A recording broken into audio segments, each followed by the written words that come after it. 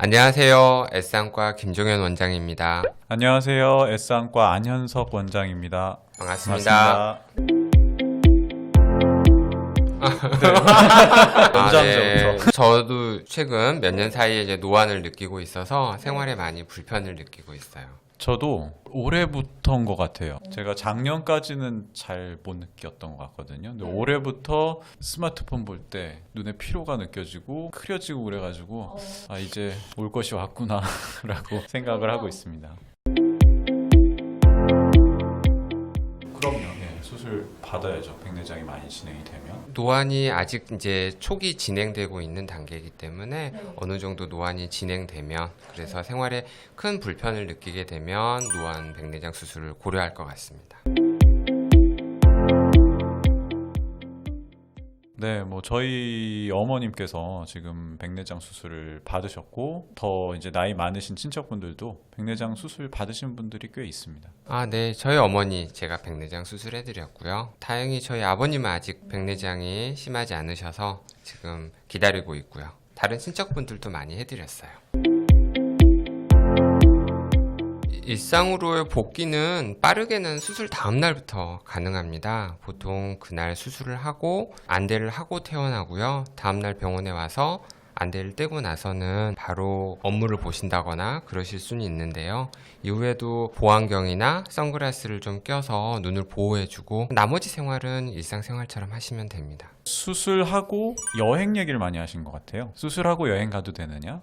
또는 뭐 수술하고 시험 봐야 되는데 시험 봐도 되느냐? 뭐 이런 얘기들 하신 분들이 많았는데요. 사실 우리가 일상으로의 복귀 이렇게 얘기하면은 범위가 너무 넓은 것 같아요. 일상이라는 거를 좁게 해석하면은 그냥 먹고 자고 싸고 뭐 이런 아주 생활을 이어가는데 필수적인 요소들만 생각할 수도 있고 어떻게 보면은 여행이나 여가 또는 나아가서는 직장 가서 일을 하시는 것까지도 일상의 범위로 볼 수 있으니까요. 이거를 조금 뭉뚱그려서 한꺼번에 얘기하기는 조금 어렵고 여러 가지 상황들에 맞게 언제부터 가능한지 이런 것들을 이제 오늘 같이 이야기해 보면 좋을 것 같습니다. 저희 병원에서 수술을 받으시고 이제 경험하신 분들이 또 많이 있으실 텐데 수술을 받은 다음날 병원에 오셔서 안대를 떼자마자 너무 잘 보이고 너무 밝아져서 좋다 이렇게 놀라시고 기뻐하시는 분들이 많으세요. 그것처럼 정말 수술 다음날부터도 우리가 예전보다 훨씬 개선된 시력을 얻으실 수 있는 분들이 많이 있죠. 하지만 다 그런 거는 아닙니다. 그래서 사람들마다 개인 차이가 많고 그래서 제가 드리고 싶은 말씀은 수술 다음날 또는 며칠 되지 않아서 시력이 잘 안 나오고 생각했던 것만큼 보이지 않는다고 해서 걱정하시거나 놀라실 필요는 전혀 없다는 거고요. 시력적인 면만 고려하면은 한 달 정도면은 우리가 어느 정도 기대했던 시력에 다다를 수 있다고 생각을 합니다. 하지만 사람마다 편차가 있고 또 당뇨라든가 다른 지병이 있으신 분들은 그 회복 기간이 좀 더 길어질 수 있다는 점도 고려를 해주셔야 돼요. 대부분은 수술 다음날 예상하는 시력만큼 또 거기에 근접하게 잘 나오는데요. 백내장이 특별히 좀 심한 경우에는 이제 수술 부위, 각막이 좀 부을 수 있어서 그럴 때는 조금 더 지연될 수 있습니다. 그리고 여기서 한 가지만 더 부연을 드리자면은 이게 단순히 시력적인 면만 또 볼 때는 우리가 이제 한 달 또는 뭐 일주일, 몇 달 이렇게 얘기할 수 있지만 이게 사람의 눈이라는 게 백내장 수술을 하게 되면은 예전하고는 되게 많이 달라지는 거예요. 우리 인공수정체라고 해가지고 렌즈가 들어가고 그렇기 때문에 이 눈을 통해서 들어오는 이미지가 예전과는 되게 많이 달라지거든요. 그거를 뇌가 인식을 해서 이제 적응을 하고 그걸 자연스럽게 받아들이기까지는 훨씬 더 시간이 오래 걸립니다. 이제 뉴로 어댑테이션이라고 하는데 그런 그런 것까지를 생각을 한다 그러면은 훨씬 더 길게 봐야 될 수도 있어요. 6개월이나 1년까지도 봐야 될 수도 있고 특히 이런 경우는 노안백내장, 그죠? 다초점 인공수정체를 사용한 노안백내장의 경우에는 이런 부분들이 훨씬 더 중요하게 작용을 하기 때문에 조금 더 느긋하게 생각을 하시는 게 좋을 것 같다고 생각이 됩니다. 일반적으로 이게 수술 직후부터 이제 활동할 때 간단한 산책 정도는 가능한데요. 이제 가장 중요한 게 이제 수술 부위에 이제 더러운 물이나 땀 이런 게 들어가는 게 안 되고, 그 다음에 눈에 심한 압력이 가해진다거나 또는 눈에 외상을 가해서 수술 부위가 좀 벌어지거나 이런 걸 피하는 그런 이제 원칙 하에서 운동을 하시면 됩니다. 그래서 아까 말씀드린 것처럼 간단한 산책은 수술 직후부터 가능하고요. 골프 같은 경우는 수술 일주일 정도 지나면 가벼운 연습이 가능하고 꼭 라운딩 약속은 2주 뒤부터 가능하다고 말씀드리고요. 수영 같은 경우도 수술 한 2주일 후부터 이제 가능하다고 말씀을 드리고 있습니다. 운동을 하면은 땀이 날 거고 땀이 나면은 씻어야 되고 그러니까 이제 그런 부분들을 생각을 하지 않을 수가 없는데요. 요즘에는 건강 관리를 위해서 나이가 드신 분들도 운동을 많이 하시기 때문에 그런 부분들을 많이 신경을 실제로 쓰시더라고요. 세수나 세안 같은 경우에는 수술을 하면서 우리가 절개를 하고 인위적으로 각막에 상처를 내는 그런 셈이거든요. 그런 상처 부위가 회복되는 거를 기다렸다가 세안 등을 하시라고 안내를 드리고 있는 거고요. 가장 중요한 이유는 감염을 예방하기 위해서인데요. 이 각막 상피가 회복되는 시간이 중요한데 보통 각막 상피가 회복될 때까지는 대략 일주일에서 한 열흘까지도 생각을 하게 됩니다. 그래서 그런 것들을 감안해서 저희들이 외래에 오시게 되면은 상피 회복 정도나 이런 거를 보고서는 언제부터 이제 수술을 하시라고 말씀을 드리게 되는데 보통은 일주일 정도면 세수가 가능하다 그렇게 말씀을 드리고 있어요. 세수나 샤워, 머리 감기 이런 것들이 가능하다고 말씀을 드리고 있습니다. 보통 이제 수술을 하고 다음날 경과를 보고요. 수술 3, 4일째, 그리고 일주일째, 2주일째, 한 달째 이렇게 하면 도합해서 한 4번에서 5번 정도 내원하시는 것 같고요. 상태가 특별히 뭐 사정이 있다면 그것보다는 좀 더 자주 보실 수 있을 것 같아요.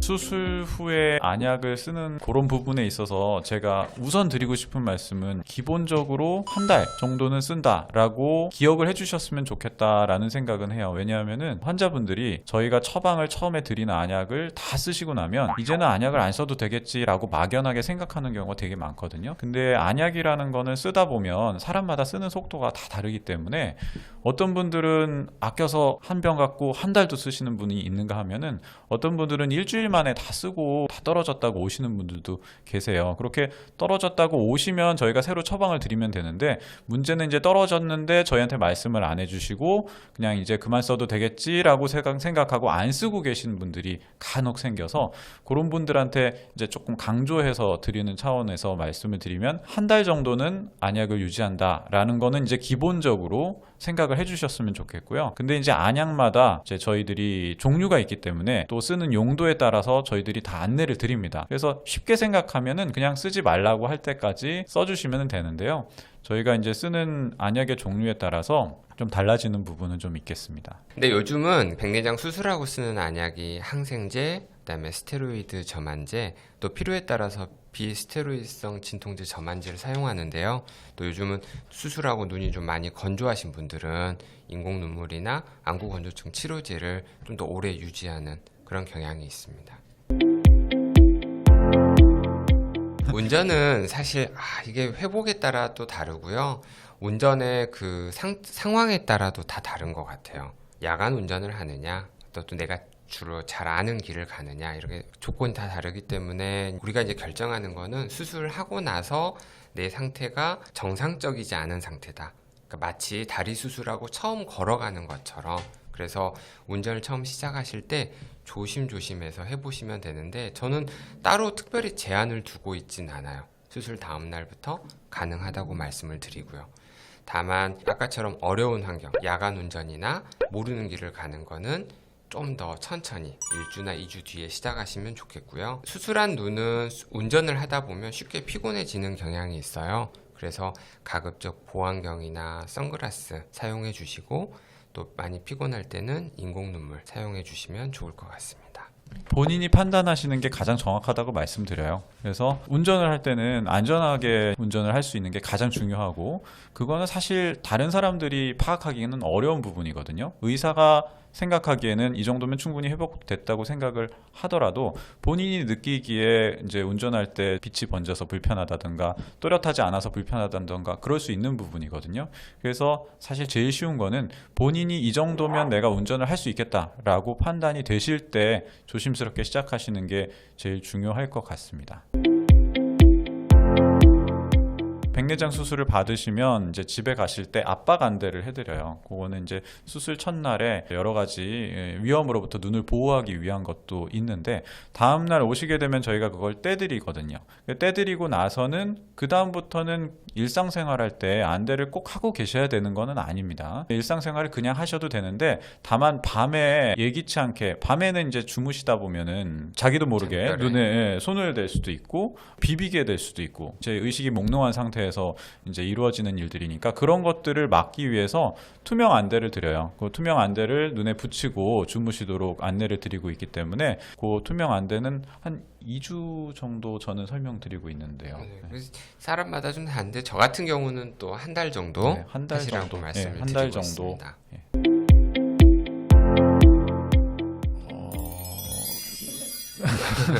그게 이제 안전하게 가려면 뭐 보통 저희가 뭐 눈에 압력이 올라가는 거나 물리적인 충격을 막는 차원에서는 한 달 정도가 안전하지 않을까라고 저는 생각합니다. 안 원장님 생각은 어떠세요? 저도 기본적으로 동의하고요. 사람마다 힘드신 분도 있기 때문에 뭐 저는 한 2주? 3주? 정답이 있는 문제는 아니니까요. 그렇죠. 네. 네, 한 달 정도가 안전할 것 같습니다. 저도. 네. 저는 한